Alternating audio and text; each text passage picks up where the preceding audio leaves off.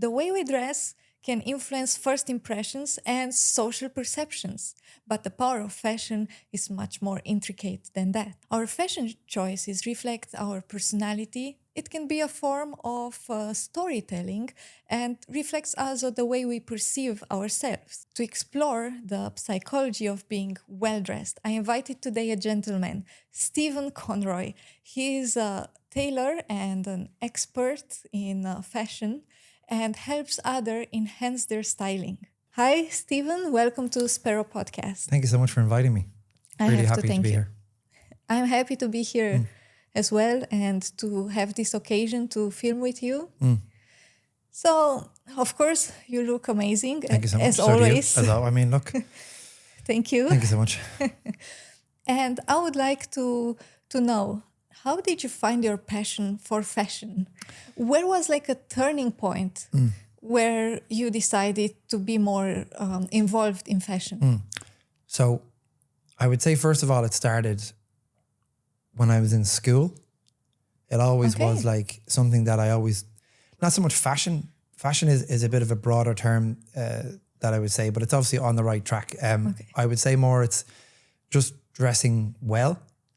Is more of what I thought about rather than dressing fashionable. You know, I was never into the latest styles or the latest trends, or I never followed the trend in school, which most of my schoolmates or friends did, you know, the hairstyles, the clothes, that kind of thing. But I always remember having my school uniform perfect.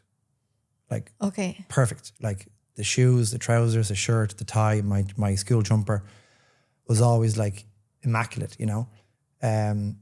I always used to hate then when I played football in school because then it would get wrecked and I would ruin it. But no, honestly, that started with just wanting to be, I suppose, neat, if that makes sense. Just nice and well dressed, I suppose. Even then, you know, I was always the one with the black school shoes rather than the white trainers that my friends had. You know, I just didn't like the look. Even now, I don't like the look, the aesthetic of that. So. But I think a major factor was my granddad. He's still alive, by the way. So anything I say, he's still here. So he worked in a factory for 30 years in Dublin, where I lived. And even though he worked in a smelly, dirty, oily, smoky factory, he still wore a suit every single day of the week.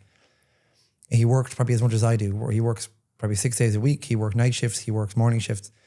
And he had a suit for work, like an older suit that he wore, but still wore a tie, still wore a shirt, you know. And then he would change into a different suit when he left work, which I think is amazing. Yes, you know, he was like always prepared. Always prepared. But for the red carpet. Exactly, of course, yeah. And I feel like that is something that when I was growing up, I'd see him every couple of weekends, you know, every now and then. He worked in the same town as where I lived, so I would see him quite often. And he just always looked always looked sharp, you know. He's similar kind of physique to me, tall, skinny guy.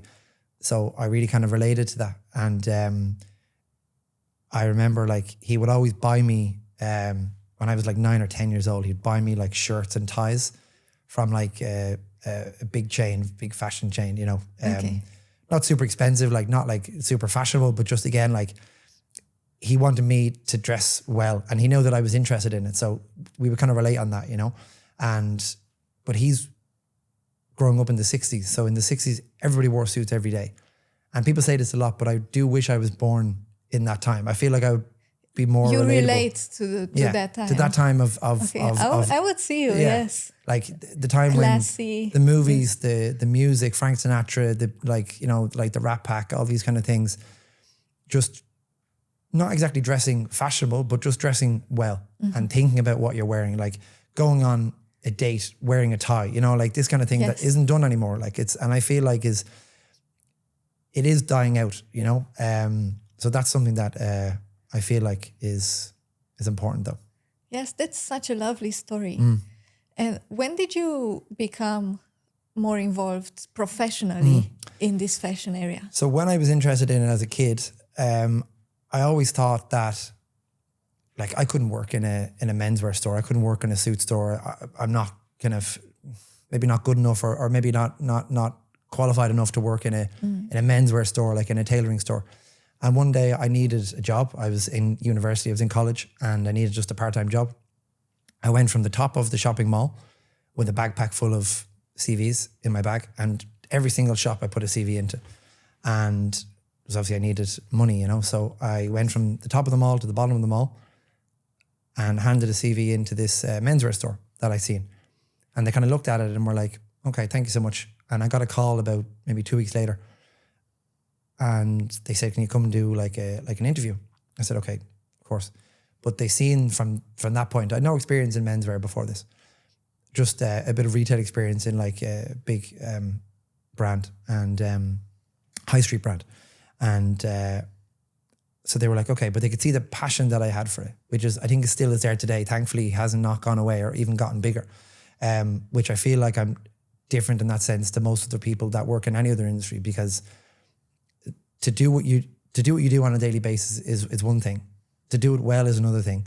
But then to have the passion and do all those three things together, I feel is quite rare. So to go back to your question, I got a call back, did an interview, and then I worked part-time. But because I was going back to university after the summer, they kind of had to let me go, which I was quite sad about. And then it turns out then that some guy had left, and they called me back and said, listen, we want to give you another shot. So I went back and worked there again for another 5 years. Okay. And then ended up just falling in love with the details and the history of it. And that's what I'm saying about like the 60s and the styles of it and that kind of thing. And helping clients, still to this day, helping clients build their outfits and create stuff, you know. So lovely. I'm just curious now, which university you went for, or like which major? So I studied, it's quite random, but I studied social care. Okay. So I was just interested if it's something related to your passion. Nothing. Or you tried something else. So originally I had studied radio broadcasting for a year. Okay. Which again I love because I like talking, so that's why you are on a podcast. Exactly, it just is the next level, you know. It's the 2024 version of radio. But studied radio, loved that. But then I think I failed a law exam, which then means I had to just repeat that class for the year, which I wasn't going to do. So I ended up just joining a social care degree. Okay. Which, if you didn't know, helps children with disabilities, special needs. Like I worked in a lot of schools with children with special needs and that kind of thing. So I helped them out, and it was kind of like a special needs assistant, it's called, like an SNA in Ireland. And it's such a great job and I loved it, but it was very, very underfunded by the government. It was the government, I'm sure, yes. You know, so it wasn't funded. Which is unfortunate. It's unfortunate that mental health and special needs are not really priority in Ireland, you know. Just because you haven't got a broken leg doesn't mean you're not sick, or doesn't mean you're not need help, you know. Yes. So I feel that was something that I realized quite early on, that I'm going to get a lot of joy from this, but also not a lot of money to pay the bills. That's what it has to boil down to. You have to understand that what's going to pay the bills, what's going to be good for your family. And you know, and my friends now are still in this industry, and they're working 24-hour shifts. They're working in houses where they're getting, you know, beaten up by the clients, and dreadful, but then also being underfunded and underpaid. So I knew that when I was in suits, I was starting to become good at it rather than it become easy. So there was a point where I realized when I was in the first tailoring shop that this isn't easy, I'm good at it. You know, for years I thought, oh, this is just an easy job. That's why I'm excelling so much. You know, I wasn't giving myself the credit of I'm just good at this job. And I was becoming then the top sales and the top KPI and the top this and the top edition and all this kind of stuff. And quite easy, you know, quite frequently. And then I realized, okay, I like sales. I'm good at sales. I like sales. I like dealing with people. I like the kind of dynamics of sales. And I want to stay in it, but I want to wear a suit. And I didn't know what to do. So, yeah. Okay. So speaking about suits, I would like to know which are some elements that we should look at when choosing a suit so from a men's perspective. Well, both. I mean, both, but it's the same applies for women. Like we do a full ladies range as well, of formal and casual wear. So people don't necessarily know that, but we do have an amazing ladies consultant in the store that will help you out for sure. So when a client comes in to me or any of my colleagues, we sit them down, give them a coffee or water, and we say, you know, what do you need? When do you need it? And how far is it away? Like, when do you need it for? So normally it's like either a business suit, that they need for work. They work in DIFC maybe, or else it's a wedding in Italy in the summer. Okay. But those two suits are very different. Those two types of suits are very different. Okay. So then that determines then in my head, okay, well, they need X, Y, and Z, you know, whatever, like I speak about in the consultation. But to answer your question, the first thing is the fabric. So we're in Dubai, it's a very hot country, it's a very hot city. You need to have a light enough fabric that it's not going to make you very uncomfortably hot. Obviously, if you're wearing a suit or you're wearing anything that's not a short and a t-shirt, you're going to be hot. It's 42 degrees, of course, it's quite simple. But having as least as possible or as light as possible fabric, while still being professional and still being dressed up, you know, not super casual, unless that's what you need, is quite important. So the fabric is number one. The fit is number two. So the fit has to fit you well. It can be $10,000, and if it's not fitting you correctly, it might as well be in the bin. There's no point. Yes. It won't look good. It won't feel good. It won't look good to anybody else, and you won't feel confident, which is the number one thing that I feel gives you when you wear a suit. Okay.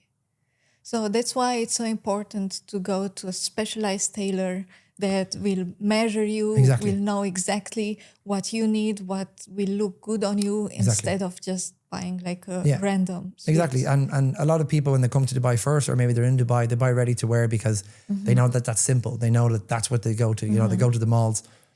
They probably spend about the same amount of money as what we have for a suit, and they don't get any consultation. They don't get any feedback. They don't get any ideas of what the occasion is for. Say, for instance, if they're buying a business suit, but they need it for a wedding, you know, it shouldn't cross over. It should be separate items. It should be a different look. So what's different between these two? So the color generally, the style, and the fabric. So normally, for instance, if we were to do a wedding suit in, let's say, Italy, it would be normally like a brighter color. You know, it can be like a beige or a green or you know, a light summery color. Generally, if you're getting married in Italy, it's normally going to be summer. And that might be a linen material. It might be a lighter material than wool.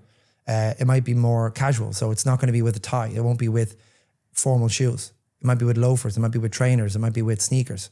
And then the fit has to be different as well. So the fit can be more slim because it's not going to be worn every day. It won't be worn Monday to Friday.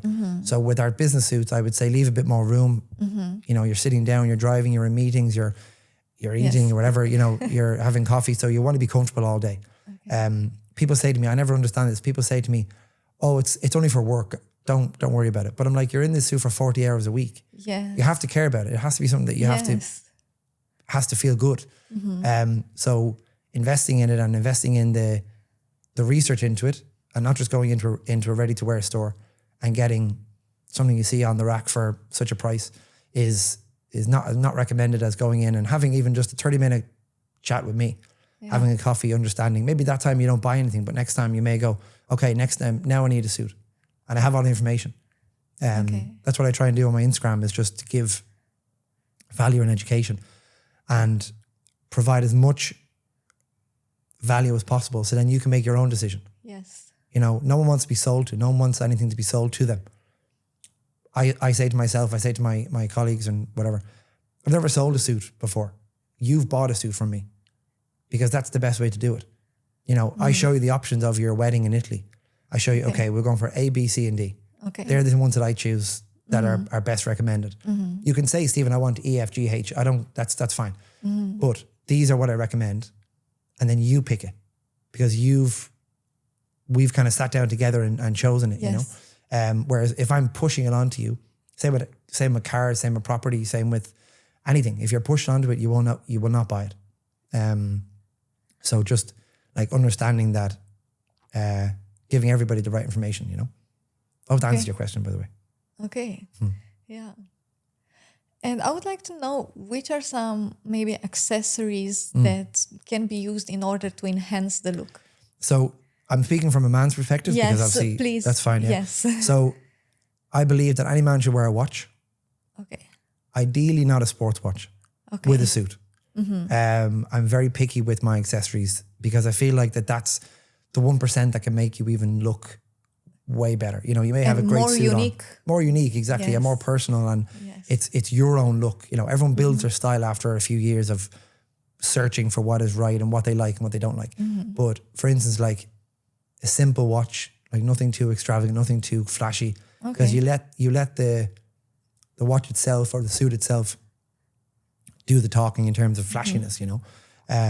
Like we all know, like the likes of Conor McGregor, we all know the likes of these flashy suits, but I would rather look at someone like Tom Ford, the actual man himself, and he only ever wears black, navy, and dark grey, generally, and he has a simple watch. He has a white shirt on, but I feel accessories are exceptionally important. Like they're very, very important. Watches, cufflinks for a shirt. Cufflinks are very important because men don't have much jewelry. Men don't have a chance to have much jewelry. So to have a good pair of cufflinks, depends on what you want to invest in them. Again, there's lots of levels, but that can be a nice touch to a regular simple outfit. That can be a nice touch to add to your outfit. And then I made a video on it a few weeks ago about like just a phone case. Having a phone case that doesn't exactly match with your professional style, for me doesn't really look great. I do change my phone case when I leave work and when I come into work. That's how different, yeah. So I have a phone case for at home and I have a leather phone case for work. What was in the video? Yeah, I have a pen that I bring to every suit. I have... Okay. And I just leave it. Because again, that's like something that, I don't know if we're recording or not, but that's something like that nobody has anymore. No one my age anyway has a pen that they carry around for every suit. Yes. You know? And whenever you're signing something or even you're in a building and you're registering... Or you write your phone number. Exactly, of course. Someone. Well, yeah, of course. I mean, that's what I always do, you know. Sending a note. Yeah. So I like to just always, and then people appreciate it. It's a simple thing, but people appreciate, you go, oh, do you have a pen? You go, yeah, I have a pen. There you go. And it's a nice little gesture, but yeah.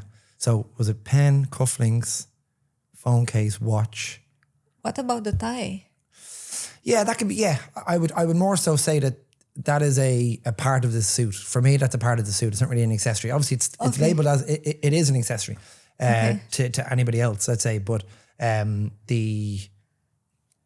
just always wear a tie because I feel like nobody else is doing it, which when I was talking about being in school and wanting to dress well, it was just to be a bit different and just stand out in my own kind of personal way, I suppose. And always wearing a tie, even after COVID, because no one wears a tie anymore. Sorry. And no one wears a tie after COVID. No one even wears a suit after COVID. People are going chinos and blazers and stuff, which is nice. And pajamas. Exactly, with just a shirt, you know. Sometimes just underwear and then shirt. But they, like, I do some presentations in real estate companies now. I've done about 5 or 6 of them. And I always say, like, people respect when you turn up well, whether it's a nice dress or a suit. It doesn't have to be just a suit. It can be just it can be anything that you see as respectful to the person you're meeting. Yes. Whether that be a date or that be a meeting or that be a friend or that be a wedding. You know, it's like you haven't just taken something random out of the wardrobe and thrown it on. You know, it's like, again, going back to people going for work, they just take out anything that's clean. They just put on and just wear it to work. I could never do that. Like, I know exactly what suit and tie I'm wearing the night before. Okay. But depending on my calendar. Okay. So if I have, say, this, for instance, I will think about what is going to be seen and what will not be seen. You know, some days I'm just in the shop and I have some, maybe like existing clients, you know, that I don't need to dress up super, super well for. But then I have days where I'm in offices or I'm here and I'm saying, okay, well, I have to put my best foot forward. Okay. Because then that at least will give me the best chance of, first of all, standing out, being respectful, being like present in, you know, that I'm not just coming, it's like a big part of my day to come here. You know, I wanted to look like that anyway, you know, that it's like, this actually means a lot to me. I'm not just going from work, you know. If I had no tie on and no jacket, it would be like, oh, he's just coming from work. Yes. You know? But yeah, I feel like that's a massive, massive thing in my life is putting your best foot forward and being respectful to who you're seeing. So I don't know if that was a question or not, but yes, but I think it was an amazing point, you know. And I really think that reflects, as you mentioned, the way we dress reflects also a level of respect towards other people. So, like, yeah, I mean, I see a lot of people sometimes, and they're in jobs, and I can only speak really for real estate because I do a lot of my clients, and I used to work in real estate also. So, but I feel like that these people are getting paid by their clients. It's their salary, like they're getting, and they're turning up to $30 million mansions in stuff they wear to the beach, and it's like, just even think for 2 minutes, what could I wear differently that is going to make a bigger impression than the next agent? Because they obviously have... There is competition. There's competition, course. but in life there's competition, not just in real estate. Yes, if everywhere. For me as a tailor, there's other tailors in Dubai. So if I stand out just one bit more, just by wearing a tie even, I might be the only tailor, for all intents and purposes, the only tailor that wears a tie. And you might say, if I come to your office, and you mightn't buy anything this time, but you might say, he looks good. Sharp. He looks as a tailor should, you know what I mean? As yes. Like, because I always feel like, well, if the tailor doesn't dress well, what's the point? Yes. Like, anytime I go to any event where I'm meeting people for the first time, I make sure I'm the best dressed there. I make sure of it. Like, it has to be. It's a non-negotiable for me, because if I introduce myself as, hi, I'm Steve, and I work for Student Booted, and I'm on Instagram, I'm the Dubai tailor. They're like, but you're not dressed like a tailor. You don't give off that perception. Yes. And the psychology is that I can have all the best knowledge in the world, but they don't take me seriously because I don't have a tie or jacket on. So yeah, it's like, for me, that's a massive, massive priority in my life. Like, okay. Okay. But what about people who are not comfortable wearing suits? And as there are people who are not necessarily, their profession doesn't really require to wear suits so often. So what recommendation would you have for them in terms of styling? So it doesn't have to be what I'm wearing today. It can be as simple as, chinos. And again, it doesn't have to be bespoke made either. Okay. It doesn't have to be tailor made. It just has to be thought about. And that I'm not portraying that well enough, but it just has to be considered in your head. Like, if you're, say, in an office where you never see people, you're just in your office, but you want to dress well. It can be just a matter of having a beige chino, a blue shirt or white shirt, and, say, a light blue jacket. To me, that's a very smart, respectable look, that if you're out with your friends after work, or you're going, again, to meet somebody after work, or you're just in work and you want to impress your boss. Mostly that's what people want to do, is like, they want to stand out because they want to be promoted, or they want to be acknowledged in the next month's awards for effort. But if you're the same as everyone else in terms of appearance, so like, even if like your work is the same as everyone else, but you're dressed a little bit better, that may be just that all that needs for you to be noticed in that month's awards, or that month's acknowledgement, or for your manager to say, good job this month. So it doesn't always have to be a bespoke fitted 2-piece suit with a fitted shirt and a nice watch. It just has to be like effort, really, is all that I try and say to anybody, is just effort. Okay. Just not picking up something that's in the wardrobe because it's there and because it's clean and dry, like, yeah, obviously I'm happy to help with any question that anybody has about menswear, ladies wear, clothes, but doesn't have to be from me. It doesn't have to be made by me. I feel like that's what gives people the edge over anybody, is that if you provide that education, while still being able to offer a service, is standing out from the rest, because everyone else just offers a service. So then if you have two guys, I always use the example, if you have two guys and one's telling you about why you should buy this and one's just telling you to buy this, there is the which difference. one would you buy? This one. Of course. Yeah, because you say, okay, well, even if I don't want to buy it now, I know why I want to buy it, and I know what's wrong and what's right about buying it. That be a car, a house, a watch, a suit, So yeah. Okay. What are some don'ts, absolute don'ts for men's fashion? So this might be a bit controversial. I may be saying something that maybe annoys some people, but black should just be worn with white. Yeah. Again, coming from a man's suit perspective, if you have a black suit, which I think is essential in any man's wardrobe, has to be in any, because you never know when you're going to need it. Could go to a cocktail event, could go to a business event, could go to a wedding or a funeral. It's nice to have in the wardrobe. But please only wear a white shirt and a black tie. I see too many people, they have black trousers and they may have like a blue jacket and then have a different shirt, and it's just a lot going on. You know, if you think of the kind of the colour wheel or the colour scheme, black is at the end and white is at the top. So that's the first colour, that's the last colour. Everything in between that should be kind of blended into one another, if that makes sense. So black and white go together because they're at the top of the list. Yes. That's why you can always wear them together, ladies and men, forever and ever and ever. But wearing like blue and black is a no-go. Okay. Blue and black. Navy and black, okay, as it gets darker, the blue shade gets darker, and then you can wear black with it. But that's, you know, just something that looks aesthetically pleasing. Like, of course you can wear whatever you want. But the laws of like tailoring and the laws of kind of fashion, I suppose you could say, is that dark navy and black is as close as you can go, or dark grey. Dark grey is another option. Okay. So like sometimes I always say to my clients, that if you're to get, say, 3 suits, like I said, Tom Ford, navy, blue, black, navy, black and grey, sorry. Those 3 colours can be worn together interchangeably. So that jacket with that trouser, this trouser with that jacket, and so on and so forth, because they're as close as possible to each other without being the same colour. Like dark grey, dark blue and black are on the end of the colour scheme. Okay. So they can be worn together.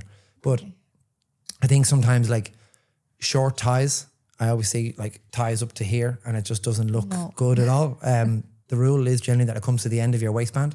Okay. These are the things I see in passing, and I wish I could stop the car, put the hazard lights on and just say to them, listen, just lengthen your tie just a little bit. Police. Just a little bit, exactly, yeah, fashion police, yeah. And yeah, I mean, there's probably lots of others, but... What about socks? Yeah, so I think with a suit, always just go black. I mean, I'm wearing black now, but again, it just keeps everything simple. It doesn't make anything too complicated. Okay. If you don't know what to do, just wear black. That's a good one. Exactly. Unless you know, because I mean, I'm the same. Some people have their style in a certain way that they like to show off their socks as the different colours. I've seen it many times. I've done it a few times where I say my socks would have matched my suit or complemented my suit. But again, that's if you know like the rules and the do's and don'ts. If you do it in a certain way and it doesn't look good, then you're kind of in a difficult situation, you know? Okay. And especially with a lot of the colours that you would wear for work would just be black is the best colour to wear with it. Like, I mean, brown shoes, navy suit, black socks are fine. Okay. Especially for business, you know, it's if you're working in DIFC or working in a corporate field or even real estate, you don't be rocking up with bright yellow socks to a viewing of 30 million dirham, you know, unless you do it correctly, but yeah. Okay. And the socks should be always long. Long, yeah. These ankle socks are... There is as this trend now. It's a more casual trend, but it's done mainly... It should be done mainly for not business. So again, I'm going to separate business and casual. Okay. So it should be done... If you're going to a wedding, it should be done with your casual wedding suit. Like I said, you know, in that wedding in Italy, you'd wear short socks. Or like invisible socks, the socks you can't see, with your loafers, with your unlaced shoes, like no lace shoes. Okay. But then when you go to work Monday morning, black shoes, black socks, dark grey suit, white shirt. You can't go wrong. Like if you look at the most fashionable people in the world. Okay. Again, I look at Tom Ford and I'm like, the guy just dresses super, super well, but he doesn't have any sort of a eccentric style. Mm-hmm. You know, you see all these different designers and they've brands everywhere, and they've like Tom Ford just knows that if he wears a dark grey suit, a dark blue suit or black suit, it will fit him exactly right, and the style is correct and everything else, you know. So you can tell I like Tom Ford. Yes, I get that. He's just for anybody looking into fashion, looking to get into fashion or menswear or anything like that. Just look what he does, and you know. maybe he will watch this podcast and he will Exactly. will join us Well, here exactly. for. He can follow me on Instagram. Exactly. Yes, Yeah. Yeah. That'll definitely be my most famous follower. Yeah. Okay. I have a question because we were speaking about these don'ts in men fashion. And I know a story about a suit which is supposed to, I just say what I know, I don't say it's correct, okay? So it's supposed to, you're supposed to leave your last button Always. open. Always. And I know that this comes from history Yes. when an English king Very good. actually got a bit fat. Yes. Yes. And he started to do this. That's good you know that, yeah. And other people started Yes. to do this as well. And I wanted to ask you, is this something still valid nowadays? Is this still a rule for wearing a suit? Massively. Okay. Massively. Like it's probably the biggest thing that I forgot to say when you said the don'ts of menswear. You see, that's why I'm here. Exactly. Look, you're educating me as well. But even with like the likes of a waistcoat, like a vest, that's what the story originally was. That he had to open his last button of his waistcoat. But now, like if you look at a suit, if it has 2 buttons, you close the top one. If it has 3 buttons, you close the first 2 buttons. Okay. If it if you have a double-breasted suit, like a suit that comes over like this, you close the first button, not the second button. Because one, it looks better. It sits actually and feels better as well. Like aesthetically, it's not that symmetrical. It's actually unsymmetrical, which makes it slightly better looking to the eye. Again, this is like a tailoring eye thing that aesthetically pleasing. It looks like if the one button, but also if I tell my clients to open it, because then that makes them know a little bit more about menswear.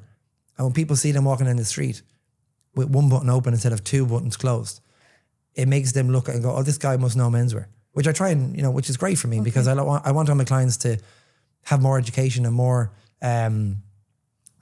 inspiration, I suppose, for menswear of what to do and what not to do.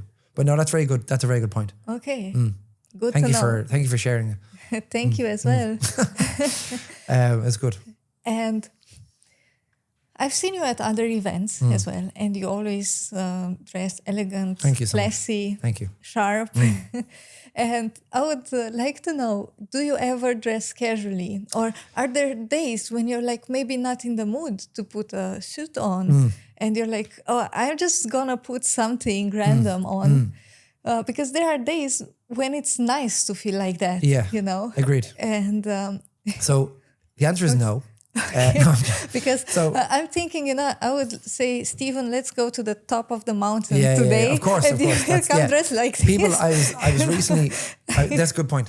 I was recently on a walk, like a charity walk, for suicide awareness, maybe like 3 weekends ago. And the theme of it's an Irish charity. It's done every year. And it's basically it's called Darkness into Light. And basically you walk from the darkness and you walk to the sunrise. And the theme of the whole charity is yellow. I got 2 questions or 2 comments from people that I know there. Why aren't you wearing a yellow suit? And it was nice, but like that is, for me, it was a great comment because they already associate me now with suits. Yes. Like, but that's great because brand association or like association of a particular brand, whether that be a personal brand or a company brand, is so important to anybody in any field. Like there's that thing of like, Tim Cook has more followers than Apple, Jeff Bezos has more followers than Amazon. Like the person is the thing that people want to see, and they associate that with that product. Yes. So to get back to your question, sorry for going off on a tangent. The one day I have off, I like to dress casually.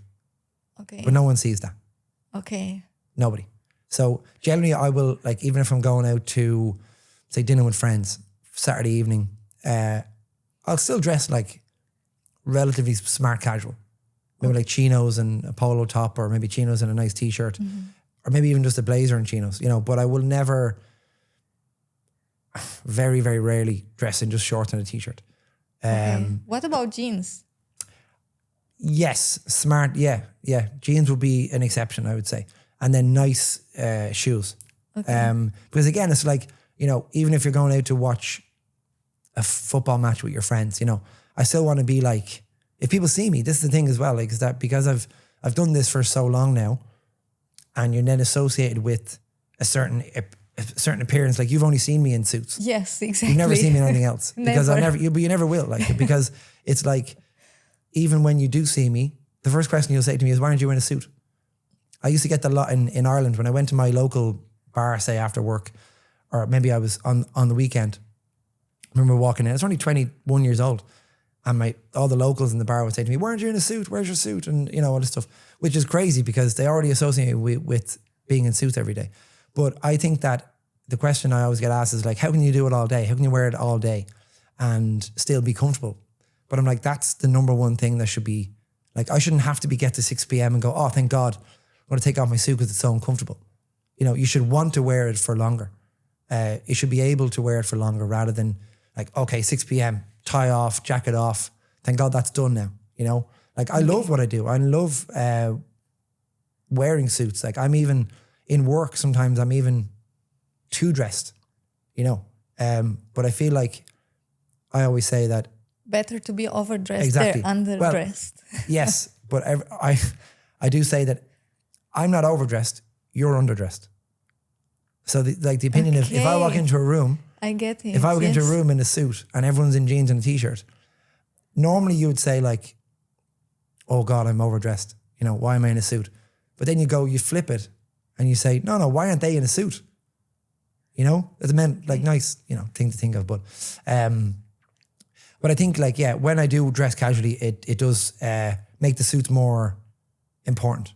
And I say that to my clients as well, that when you have a certain event on and you put on a really, really good suit or your best tuxedo or whatever the case may be, it makes it feel important then because maybe you weren't wearing suits for the whole week until this day, you know? So, yeah. Okay. So I noticed your attention to details. And of course, you have this eye for fashion and trends and everything. Well, not, yeah. Okay. What is, you know... relevant, yeah. Relevant and aesthetically pleasing. Yes. Therefore, I would like to know, what are you looking in, or what do you notice from fashion point of view when you look at a lady? Colors. Okay. Colors is number one. Like, I don't know a massive amount about ladies wear, ladies formal wear, but I just think like anyone who looks at anybody, it sometimes just doesn't sit right with their, you know, like doesn't sit aesthetically well with their eyes, you know. So maybe like their dress is too short for their body frame, or maybe too long, or you know, something like it's too baggy. You know, again, the same thing applies mainly to men and women. Is that the fit's not right. Sometimes if a woman is quite slim, she wants to seem bigger, so she wear baggy things. And it doesn't exactly fit her kind of her posture or her body style, you know. And same thing with men. Sometimes men, they're maybe skinny guys and they want to seem bigger, but they just wear baggy clothes, which makes them look more skinny. And on the flip side, then if you have a bigger guy or even a bigger lady and they wear tight things to try and seem skinny, to try and seem slimmer, but it just looks like they're bigger now because the clothes don't fit. Yes, of course. You know, so this is like, it's male and female. Sometimes, yes. Yeah, exactly. So like, again, having somebody, you know, whether that be a tailor or a friend or a parent, just to say like, I think that would look better on you than this. And obviously women are great at that. You know, you all have a great friend circle and you say, that looks good on you, that doesn't look good on you. If the friends are real. Exactly, if the friends are real. They might push you out and say, wear this and then, go with this anyway, and they laugh at you. Horrible. Yeah, exactly, it's horrible, yeah. But no, it cross-references men as well, you know, that I don't want the wrong thing to be on my clients. I want them to look exactly like their body style and body posture and body position is fitting, you know. Like with me, like I'm quite tall, like I'm over 6 feet and I've quite long legs. So having it's called a cuff or like a turn up on my, not a turn up like the vegetable, turn up. I hope. Okay, good. But at the end of my trousers is aesthetically, it finishes my legs. It finishes. So if you're looking at me from, say, the top down, if my trousers are quite high-waisted and quite high, that kind of visually finishes my outfit. You know, so something like that, like for someone tall. But I wouldn't do that for somebody who's short, because then it makes them look shorter. Okay. So, yeah, little details. Okay. So you're not very critical when it comes to women's. No, because I don't know enough. I'm not going to pretend to know enough about women's suits, but or women's wear. That's nice. But no, I mean, of course, I'm not going to pretend to be an expert at something that I'm not. But also, I think that being in this industry for like 7 years now, 8 years, I do have a passion for just like how things will look on somebody. And I will still look at like maybe like the Met Gala or the Oscars and stuff like that and say, well, that didn't look great on her. That looked better on her, you know. But they obviously have professional teams, and sometimes it doesn't go that well. Sometimes it does, you know. But meanwhile, there are so many weird choices on the runway or on the red carpet. This is the same in every lifestyle. Like, it doesn't have to be celebrities. It can be like someone picking an outrageous suit just to be different, you know. And again, if that's, I can't criticize because that's their style, but everything has a place. And whether that be a red suit or that be a green suit and yellow trousers, it has a place, you know. It may not be most places, but there's some place where that will look good. So it's just about like understanding, like, okay, well, what can I wear this to? Like, for instance, for the races, for the Dubai World Cup, I made an orange suit. It's quite a bold color. Like it's burnt orange. It's like, but I, where else can I wear this suit to? I can't wear it to a meeting. I can't wear it to a wedding. I can't wear it to drinks with friends, you know. So there's very little occasions that I can actually wear the suit again to, but I'll hopefully wear it again soon because it's very nice. But like most people or some people would just take that suit out on a Monday morning and go, I'm going to wear that suit to work. But it doesn't exactly fit what maybe their office job or whatever, but they just don't know that. And it's not that they don't want to know it, it's that they don't know it. So it's just a matter of education, and it's like keeping them aware of the do's and don'ts and what's right and what's wrong. Enclothed cognition is a psychological phenomenon which refers to how clothes can influence someone's well-being or mental state or cognitive performance even. And I would like to know from your perspective, what is the link between how we dress and our mood and well-being? It's a great point, and I didn't know that term. That's a really nice way of putting it. I feel like that's, again, very important in my line of work, and I try and get that across to my clients, is like that cliche of a suit is like a suit of armor. It makes you feel invincible. And it's very cliche. It's been done for many, many years. But for me, for instance, I made a video again about it, that in school I wasn't exactly that confident. I was quite a shy kid. Yeah, I mean, I was quite shy generally. I would kind of, you know, chat to everybody around, but wasn't that confident until I started knowing about, okay, this fits me exactly. And, you know, I'm now a professional in this field, not just a student of this field. You know, now I've had 7 years, roughly 6-7 years without COVID. But also that 7 years has just been me learning and learning and learning and learning and learning. And still to this day, again, you know, learning more. But to go back to what you were saying, it's huge. Like it's in the power of like negotiation, for instance. It is a massive factor in the power of negotiation, that someone getting a deal across the line for, you know, let's say like a real estate deal again, could be the difference between dressing well and dressing not well. In my presentation that I do with some companies, I said, if you walked in to meet a high value landlord or high value owner in the address Fountain Views, let's say, downtown, you walk in from the beach, you walk in shorts, flip-flops, t-shirt, you have your towel underneath your arm and, you know, like a coffee in your hand, and you sit down and you're like, you know, fist bumping them, and, you know, you're kind of like real casual. No matter if you're the best guy or girl at your job, there's very little chance you're getting that deal done across the line. Whereas again, if you think about what you're wearing, like I always say, like a pinstripe suit go really bold with it, you know. Tie, watch, cufflinks, shiny shoes, white shirt, crisp white shirt, aftershave, you know, the whole 9 yards, like finish everything. You'll have more chance. At least you've done all the controllables. That's what it's all about. Just doing the control, what you can control. Your appearance, your knowledge, your punctuality. You can control these things. You can't control whether he'll say yes or no. Of course. But at least you've done everything that you can do. So in that kind of psychology, it's like he'd nearly feel, or she would nearly feel like empowered, but also on the owners, on the flip side, they'll nearly feel like, oh, this person is a professional. They exactly know exactly. I'm in the best hands now with these people. You know, I'm in the best possible hands to say, sell my property or to, you know, whatever the case may be. So that's a very, very valid point, that it does matter a lot. Like, and it example affects again, our mental well-being, mental, and as well, and if you're our not feeling psychological state. Exactly.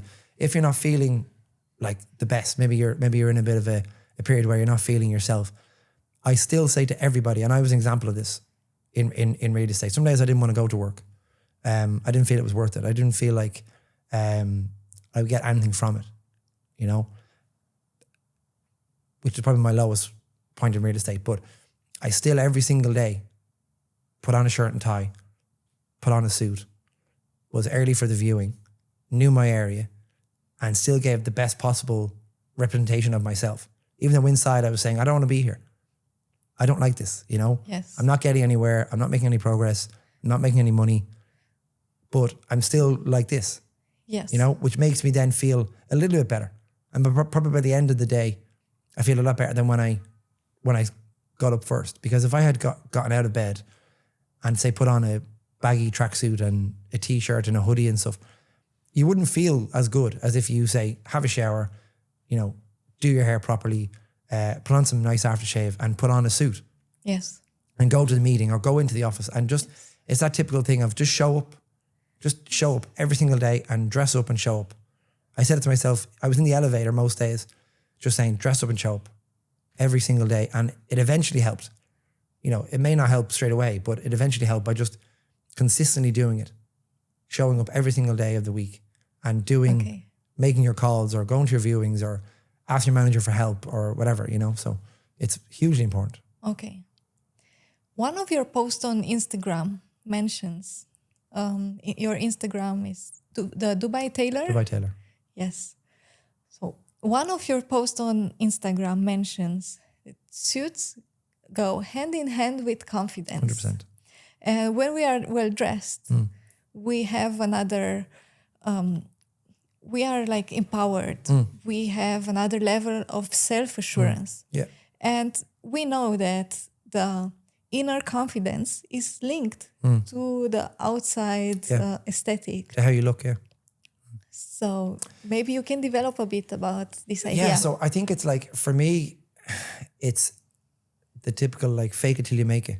You know, if you look good and again, you show up and you're there, you're present,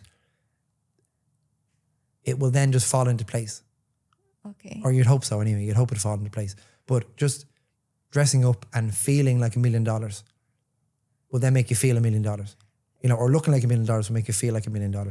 And will enhance your performance probably as well. Like, because again, going back to the other side of it, if you show up to work maybe like shaggy and not well shaved or you know, not well groomed, and again, not putting effort into what you wear, you may just say, I'm just going to do my work and just go home at 5 p.m. You know, and that's it. Close the computer down, log out my phone and just go home and go to bed. Yes. But if you're crisp and nice and well groomed and you're punctual and all this kind of thing, it will just make you feel that bit better, because it is linked to mental well-being and it is linked to confidence and it is linked to, you know, your perception of then everything, you know? Yes. So. And I think the choices we are making when we want to wear something can be also a form of self-care. Because being neat, putting something nice on, according to your style and personality, Yeah. can be a form of self-care, because this is a moment which you can take for yourself. You can reflect a bit about the day, or maybe set a positive intention for your next day or for your next meeting, Exactly. while you are choosing your outfit for that day or meeting. Exactly. That applies as well to like men and women, where like, you know, again, maybe you don't feel great, but you put on a nice dress and you go out for dinner and then you feel amazing. You feel like a movie star. Yeah. And, you know, if I put on a suit, I feel like George Clooney, you know, but like that is a little bit along the way, just 1%, you know, maybe like you kind of freshen up, you come home, you don't feel great, you freshen up, you go out for dinner looking good, and it will just help you smile, you know, and feel better. But then people will say, oh, you look great. And even the positive compliments and the positive comments from people or positive feedback will release serotonin 100%. For sure. For sure. Like it's just a human biology thing that people like getting told that they look good.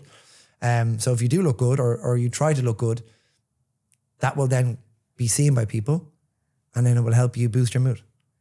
So, Okay. but it's like hard to break that, you know, sometimes it's hard to break the cycle by just actually going and doing it and saying, oh, I don't feel great. You know, some days we get home and everybody feels that we don't feel great, but just breaking that trend, breaking the cycle, and dressing up, you know, well-groomed, hair done, shiny shoes, the whole thing, nice heels or whatever. And then you feel great and then you kind of go on and do better things then. Yes. And being well dressed gives you some type of prestige. But being a gentleman, I think it's much more than that. It's not only related on how you look. Completely agree. Yeah. So it will reflect in your manners, in how you treat other people and how you respect other people. Yeah, it's not just an outfit. Yes. It's not just an outfit. It really is and I thought of this actually on the way, that, you know, it's not so much a lifestyle, but it's like when you're dressed like this or when you say, want to dress like this, it then domino effects into wanting to be respectful, wanting to be polite, wanting to, you know, like these gentlemanly things these mannerly things that come from dressing well, in anyone's field, you know, anyone's life. That will be so much like a lifestyle, you know? For sure. Yeah, it really helps. Like, I mean, and that's by doing it for so long now, I definitely feel like I'm possibly more of a gentleman than I was when I started working in suits.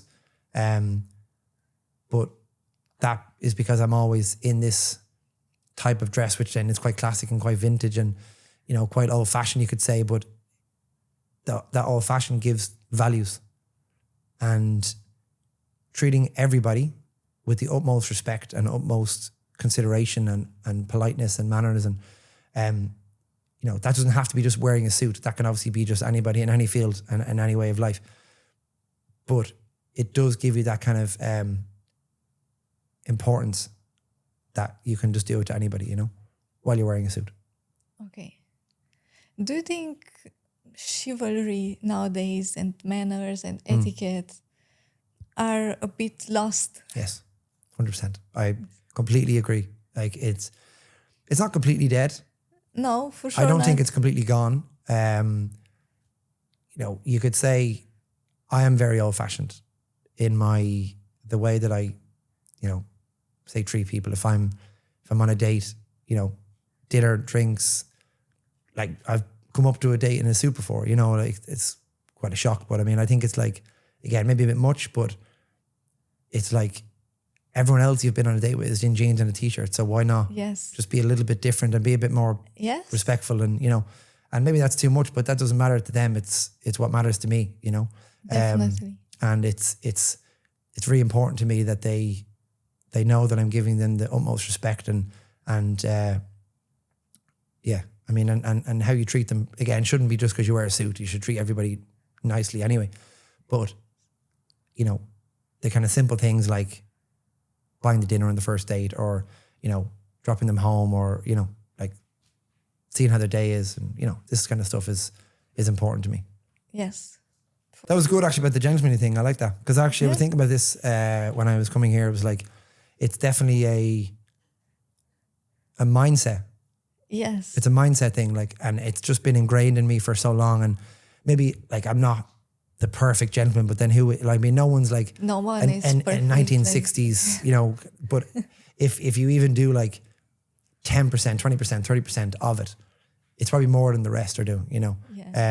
And I feel like that's how I like to stand out, is by just going the extra mile.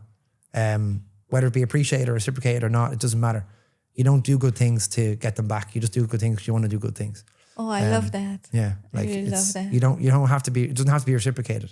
Yes. Like, I've learned that if you do something for somebody and you expect, you'll always be disappointed. You'll always be disappointed. For sure. And there is also a mathematical formula actually for happiness, which is a very long one. I don't know I'm not how a maths to guy. express it in mathematical terms. Mm. But if we put it in words, in simple words, it would be that if you have less expectations, then the chances that you are happy are higher. Of course, that doesn't mean that we should not have any expectations in life, but we should always do also a reality check. It's a good point. Yeah, Trying, to put it in a balance. yeah. I mean, I think like there's certain things that you should expect, but then certain things like, for instance, being, giving a gift to somebody or giving something to somebody, and just saying that's what I'm giving you, and that's it. You know, like you don't want anything back, because then if you get something back, you're more surprised then. Okay. You know, you're more kind of like, oh, I wasn't expecting anything. You've given me something that I gave you before, whatever, and I appreciate it. You know, Yes. it's as much of a shock when you give it to them as when they give it back to you. That's how it should be. You know, yeah. As a conclusion, I would like to know, what is something which you would like to change, maybe in your wardrobe or maybe in your behavior, that would help enhance your personal or your professional life? It's a good question. I think dressing a bit more casually is something. It's coming into summer now, and I can't see myself wearing this for 3 months straight. But also having a better morning routine is something that I'm very bad at. Okay. I am a night owl. I do operate much, much better at night in terms of ideas and Me too, thinking. actually. And, I really do. I have done it since university, college. Me too. All my assignments were done at 2 a.m. Me Not too. not out of laziness, but just like the whole house was sleeping. I could just type and just be alone with my thoughts. But also, I know it helps when I get up early in the morning and I have time to, because my day now is like exceptionally busy. Like I'm very grateful and thankful to be so busy. But if I didn't come into the rat race, as it's called, so straight away from the morning, and I had some time to think and go over my thoughts, and I've started journaling in the last few months, and it's really helped. And it's gradual. It's not like massively done yet. It's not as consistent as I'd like it to be, but when you think about it, just do it. There's a great app actually on iPhone now that you can just journal, and I just put voice notes into it. Just like a 20-second, 30-second voice note about how your day was or what you're thinking. Okay. That's something that 2024 I'd like to be even better at by the end of the year. But don't put too much pressure on yourself to do it every single day, because then you'll just be disappointed when you don't do it every single day. It's a great question actually, because I think professionally more organization is something that I want to have. So that comes from morning routine and just being more centered, and also being just more present and understanding that there's no So I seen a video a couple of days ago that was saying that people think that there's like this is the prequel. People think that this is like the start of something that's going to get better. This is it now. So just understanding that like whatever you're doing now, it may not get any better. You have to just appreciate what you have now, and like the money you have, where you live, the car you drive, like that's not necessarily have to get better in the next 10 years. Just by being kind of like, okay, I'm happy with everything the way it is now, and whatever happens in the future, I can't control that. Yes. I'm paraphrasing the video really, really badly, but it really stuck out to me that like this is not just like the introduction, let's say, to life. Getting very deep, by the way. I don't know if you want to post this, but I will post it. no, it's okay. Because I really like deep talks. Yeah, yeah. I mean, it's like I'm always thinking of like, okay, well, in 5 years it'll be better, or 10 years I'll be better. 10 years I'll have this, or 10 years I'll have that. It's our tendency to be optimistic and to see the future brighter. Yeah, It's normal. yeah, But it's important to live in the present and to be connected with yourself. it's huge. Yeah, In the moment now. Like- Because yesterday is gone. and tomorrow's not. Tomorrow is not promised. No. So it's the present. So everything we have is now. It's a good point, like, because I feel like if you had said to me 3 years ago when I first came to Dubai, 3.5 years ago, what I would have now, would not believe you in 1 second. I would laugh in your face. Yeah. Me You know, too, actually. If I 100%, like- look like Even 10 last years year, ago. yeah, of course, like it's normal, you know. But Yes.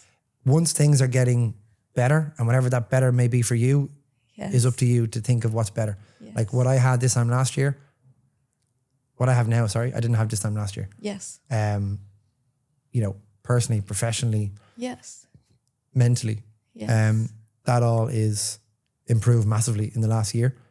And I feel like looking back, you can say, well, okay, I may not be where I want to be, but look where I've come from.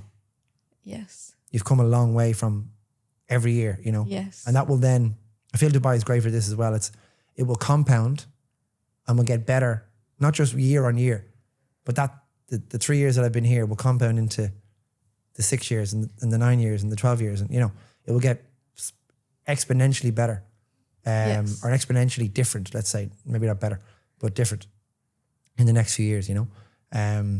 By the way things have gone. I mean, you know, obviously everyone has ups and downs and they have lefts and rights and stuff like that, but just about kind of just understanding that today is the best, you know. I think these are very wise words Thank you. and perfect for Conclusion. ending Thank you so much. our I really talk. appreciate the invite, by the way. Thank you so much for thinking of me to invite me. I have the pleasure to have you here Too as my kind. guest, Too kind. and I have to thank you for your time. Thank you so much. Thank you. It was great.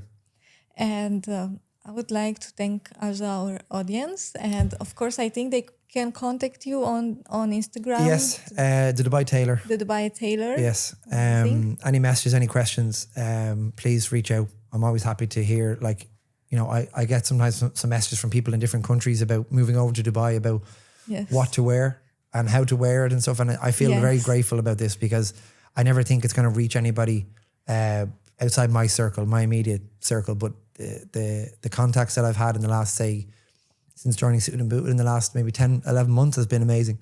And that's one thing I will not stop being grateful for, is that the reach or whatever that I've had in the last 2-3 years, you know. Okay. Thank you so much. Thank you. And I would like to ask our audience if they want to share something related to what they would like to change, maybe in their wardrobe or in their life that would enhance their personal or professional life. Please feel free to share that on Sparrow Podcast. Thank you. Good idea. Thank you.